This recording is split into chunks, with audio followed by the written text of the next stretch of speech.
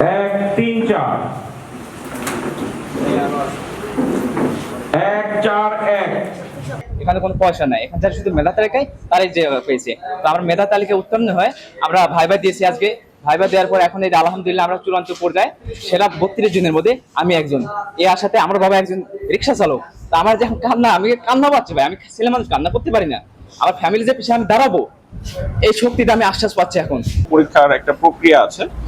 শুরুতে আমাদের একটা পরীক্ষা হয়, যেটা হলো শারীরিক এন্ডুরেন্স টেস্ট বলি আমরা, ফিজিক্যাল পিইটি পরীক্ষা। সেটার জন্য একটা ফি নির্ধারণ করা আছে, সেটা টেলিটকের মোবাইলের মাধ্যমে তারা দিয়ে ওখানে ওই পরীক্ষাটা দেয়।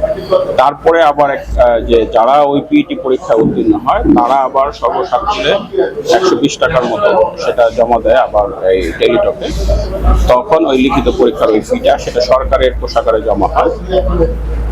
এরপরে তারা এই লিখিত পরীক্ষা দেন এবং বাকি কার্যক্রমগুলো ওই একই অ্যাডমিট কার্ডে সম্পন্ন হয়।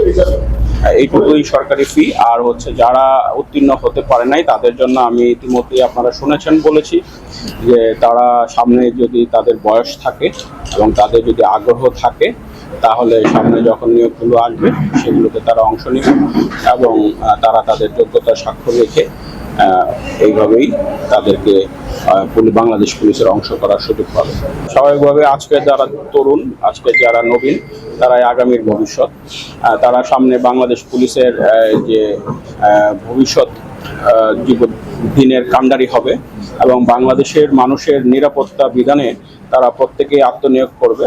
তারা নিজেদের যোগ্যতা স্বাক্ষর রাখবে। তারা আজকে যেভাবে যোগ্যতম হিসাবে নির্বাচিত হলো, সামনের দিনগুলোতেও তারা মানুষের আস্থা অর্জনে এবং বাংলাদেশ পুলিশের ভাবমূর্তি উজ্জ্বল করতে তাদের সর্বত ভূমিকা রাখবে।